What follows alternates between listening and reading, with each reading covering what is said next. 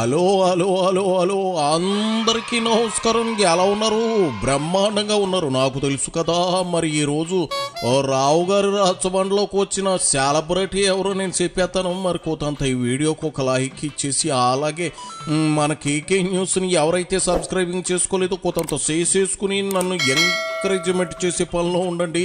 మరి ఈలోగా మరి ఎవరు వచ్చారో నేను చూస్తాను. ఎవరు బాబు? ఓహో, రాజ్యాలు పోయినా రాజులు పోయినా జగన్ రెడ్డి మా రాజు అంటాడు పాలేరు పేరుని. పేదల బియ్యం కాజేసిన దొంగగా ముద్ర పడ్డాక కూడా ఇంకా బయటకు వచ్చి జగన్ భజన చేయడానికి సిగ్గు ఎగ్గు ఉండక్కర్లేదా? అబ్బే, ఇది నా మాట కాదు, ఆయన సొంత నియోజకవర్గం బందర్లో జనం అంటున్న మాట.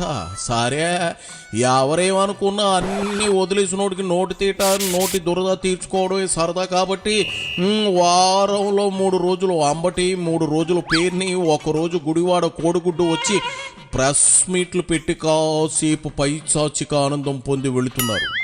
ఈ క్రమంలో మరి పేరుని డేట్ రాని వచ్చింది, అందుకే వచ్చేసాడు. పేరుని జుత్తుకు రంగు వేసుకుని మీసాలకి షాంపింగ్ నూనె రాసుకుని, ఇదిగో పేరుని ఏంది అట్టా ఓ పక్కకు ఒరిగిపోయావు, మూల శంకుతో బాధపడుతున్నావా ఏటి? సర్లే వచ్చావుగా, ఆలస్యం ఎందుకు, తగులుకో.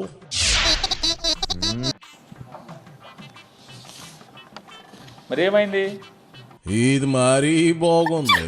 నీకు మూల శంక వచ్చి నీ బ్యాక్కి ఏమైందో నాకెలా తెలుస్తుంది? ఏమైందో ఏమో నువ్వే చెప్పాలి. మెడికల్ కాలేజీలో టెండర్లు ఎందుకు రావట్లేదు? మీరు పిలిస్తే మెడికల్ కాలేజీ టెండర్లు ఎందుకు రావట్లేదు? మీ వాళ్ళు ఏమో జగన్ భయపెట్టాడని రావట్లేదు, జగన్ రౌడీజం అని మీరే చెప్తారు. చంద్రబాబు నాయుడు గారు జగన్ రౌడీజం చేస్తున్నాడు, బెదిరిస్తున్నాడు అని చెప్తారు. ఓ పక్కేమో జగన్ ఏమో భూస్థాపితం చేశామని చెప్పి మీ 6 నెలలు గడవలేదు కదా. మరి భూస్థాపితమైన మనిషి మళ్ళీ లేచాడా? ఒకటి చెప్తాడు, జగన్ అనే భూతాన్ని సీసాలో పెట్టేసేసి లోపల పాతేసామన్నారు. అంటే జగన్ని పాతేయటం మీ వల్ల కాదు, మీరు 10 జన్మలు ఎత్తినా అవలేరనేది ప్రజలకు అర్థం కావట్లేదు అనుకుంటున్నారా? జనం గుండెల్లో ఉన్నటువంటి జగన్, జనబలం ఉన్నటువంటి జగన్, ప్రతి సామాన్యుడి ఇంట్లో ఫోటో రూపంలో ఉన్నటువంటి జగన్, ఎవరు మీలాంటి వాళ్ళు ఎంతమంది తలకిందులు తపస్సు చేసినా ఏమీ చేయలేరనేది మీకు అర్థం కావట్లేదా అని అడుగుతున్నాను. ఏంది ప్రతి సామాన్యుడి ఇంట్లో జగన్ ఫోటో ఉందా? చా నిజమా? ఫోటో పెట్టుకుని పూజించేంతగా ఏం చేసాడబ్బా? నువ్వు డబ్బా కొట్టుకోవడం తప్ప అక్కడంత సీన్ ఉందా అని అడుగుతా ఉన్నా. పోనీ నువ్వు అన్నదే కాసేపు నిజం అనుకుందాం. మరి 2024లో ఫోటోలు పగలగొట్టి జగన్ సీఎం కుర్సీ నుంచి జనం దించేశారా? అప్పుడు ఈ ఫోటోలు ఏమయ్యాయి అని అడుగుతూ ఉన్నా. చూడు పేరుని, భజన కూడా ఓ అద్దు పద్దు ఉండాలో, లేదంటే ఇదిగో ఇలాగే ఆబాస్ పాలవుతారు.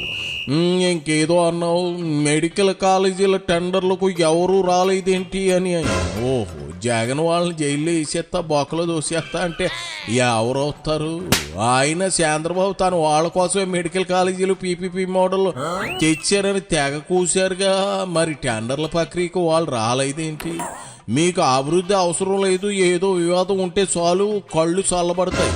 అయినా సరే పీపీపీ విధానానికి ప్రభుత్వం కట్టుబడి ఉంది, వాటితోనే కాలేజీల నిర్మాణం జరిగి తీరుతుంది. చూస్తావు కదా. మీరెన్ని సొరకాయ కోతలు కోసిన జగన్ని మీరు ఏమీ చేయలేరు. 2029వ సంవత్సరంలో జగన్మోహన్ రెడ్డి గారు ఈ రాష్ట్రానికి ముఖ్యమంత్రిగా రావటం, ప్రజలు తమవాడిగా తమ ఇంట్లో మనిషిగా మళ్ళీ గెలిపించుకోవటం ఖాయం. మీరు ఎన్ని విష ప్రచారాలు చేసి ఒకసారి మీరు లాభపడ్డారు, గెలుపొందారు. ఇక మీ ఆటలు సాగవని ప్రజలు ఇప్పటికే చెప్తున్నారు. ఇవాళ మెడికల్ కాలేజీల గురించి మాట్లాడుకుందాం.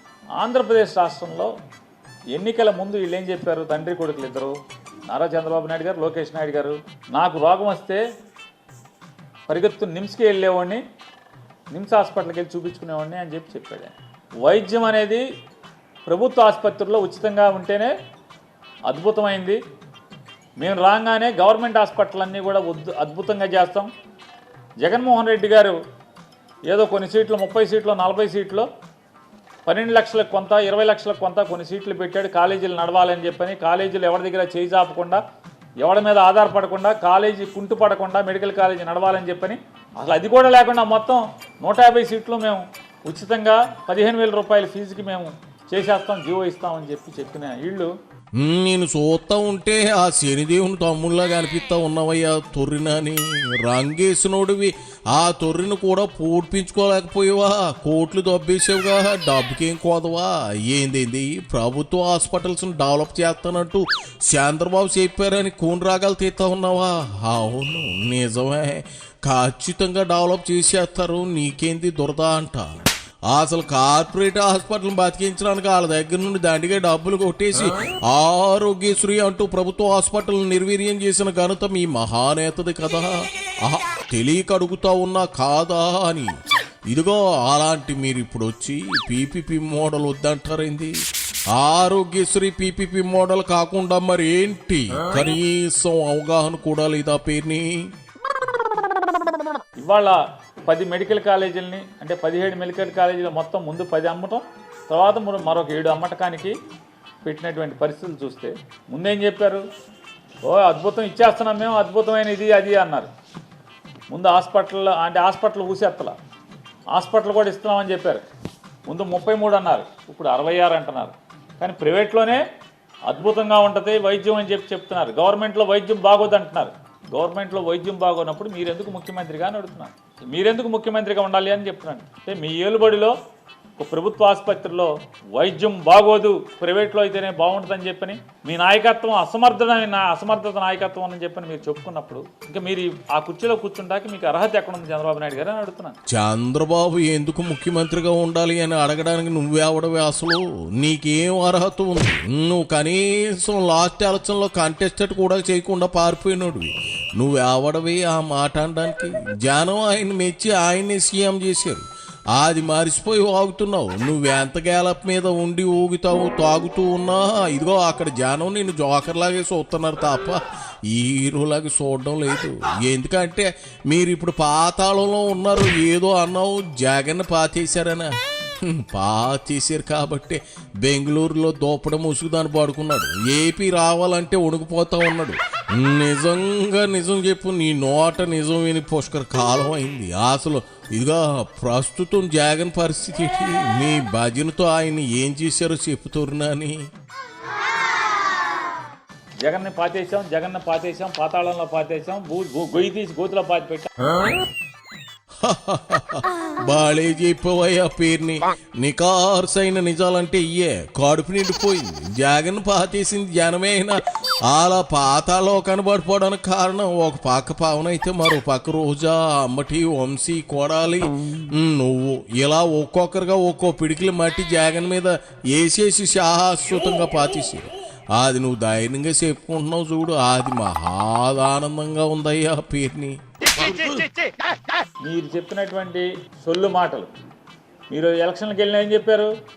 కరెంటు ఛార్జీలు పెరగనివ్వను, కరెంటు ఛార్జీలు మీరు వాడుకున్న కరెంటుకే కాకుండా మీకు అదనంగా మీకు డబ్బులు వచ్చేట్టు చేస్తాను, మీ ఇంటికి కరెంటు అమ్మచ్చు, ప్రతి ఇంటోడు అమ్మచ్చు ఇంటి కరెంట్ అని చెప్పారు. మీకు డబ్బులు వచ్చేట్టు చేస్తున్నారు. ఇవాళ యూనిట్ ఎంతకి? 9 రూపాయలకే 10 రూపాయలకి అమ్ముతున్నారు యూనిట్. మీరు రాష్ట్ర ప్రజలకి గుదిబండ అవుతుంది మెడలో. ఇప్పుడు దాకా ఎన్ని వేల కోట్ల రూపాయలు ప్రజల మీద భారం వేశారు.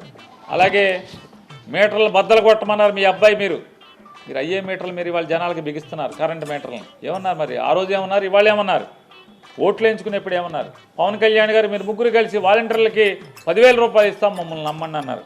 ఆ వాలంటీర్లే లేకుండా పోయారు. ఇవాళ పిచ్చి తొక్కులకు దగ్గర పని చేసిన వాళ్ళకి మాత్రం పిచ్చి ఉండటం న్యాయం. వాలంటీర్ల వల్ల ఓడిపోయామని మీ వైసీపీ నేతలు చాలా మంది ఇంటర్వ్యూలో చెప్పారు కదా పేరుని. మళ్ళీ వాలంటీర్లు పాట పాడుతూ ఉన్నావు. చేసినవని యథోపనులు కాబట్టి జనం మిమ్మల్ని మీ నాయకుడిని లాక్కింద పడిచ్చారు. ఇంకా అదే వాగుడు వాగితే పాతాళ లోకం నుంచి మరో లోకాన్ని తరిమేస్తారో జనం మిమ్మల్ని గుర్తుపెట్టుకో. ముందు నీ కేసుల పరిస్థితి ఏంటో చూసుకో, లేదంటే పోలీసులు నేను డోక్లో దాన్ని జైల్లో తొంగబెట్టేయగలరు. చెప్పినంత వరకు సాల్లే పేరుని వెళ్ళిరా. నీ ముఖం చూస్తూ ఉంటే పంచమహాపాతకాలు తగులుతాయేమో అనేంత శాండాలంగా ఉంది. పో వెళ్ళి ఇదిగా ఫేస్ వాష్ చేసుకోపోవయ్యా.